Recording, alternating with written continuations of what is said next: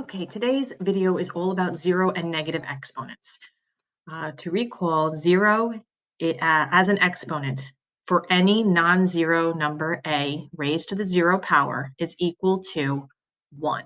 So any number raised to a zero power is always equal to 1. It could be a million raised to the zero power. Your answer is going to be 1. It could be 1/3 raised to the zero power. Your answer is still going to be 1.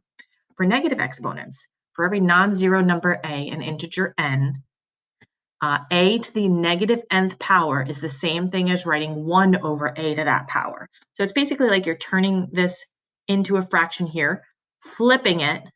You flip it, all right, and you're going to make it the negative exponent a positive exponent just by putting a 1 under it and flipping it around. Okay, so here we are just going to simplify the power. So I don't like negative exponents and I don't want 0 as my exponent. So anytime I want to simplify this and get rid of that negative, I place a 1 underneath it and I flip it and get rid of the negative. You can go further and say, okay, what is 3 to the second power and give us 1/9, but you don't have to, unless it says completely simplify, right? Then you must. But in this case, just getting rid of the negative is what I want to see.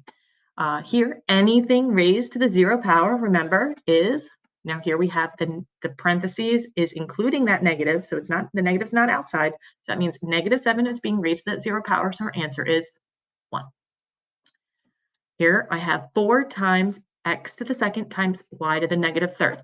Now, for any term which has multiple terms involved, you want to think of these as separate terms. So the only thing that is being flipped and the only thing that is attached to that -3 is the y. So that is the only thing that we are going to flip and place in the denominator. So the 4x to the second is still going to remain in our numerator. Okay, it is only the y that we need to flip and get rid of that negative. So in our case, we're going to do 4x squared is going to stay in our numerator, and our denominator is going to be consistent with the y to the third power. Okay. If we wanted to see that step by step, we would take the 4 times the x squared times the 1 over y to the third power, and then you would just multiply. When you multiply things straight, multiply anything, you change it all into a fraction, especially if there's a fraction involved, and you multiply straight across. 4 times x squared times 1 is 4x squared. 1 times y to the third is y to the third. So there would be your final answer. So at this point, you can pause your video, try A, B, and C on your own, and then come back. Okay, so for A, I have a negative exponent here. I first want to see what it's attached to. There is parentheses, so it's attached to this full -4.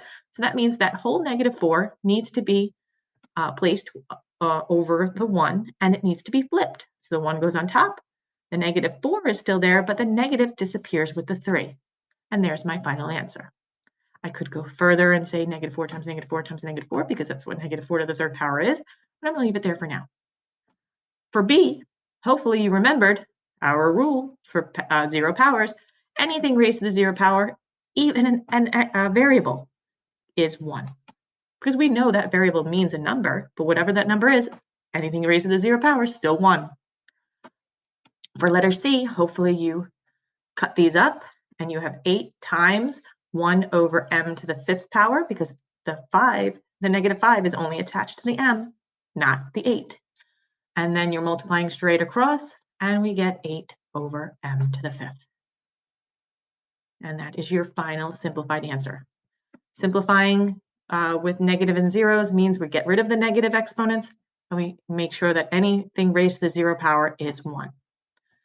Okay, so this is how we simplify zero and negative exponents.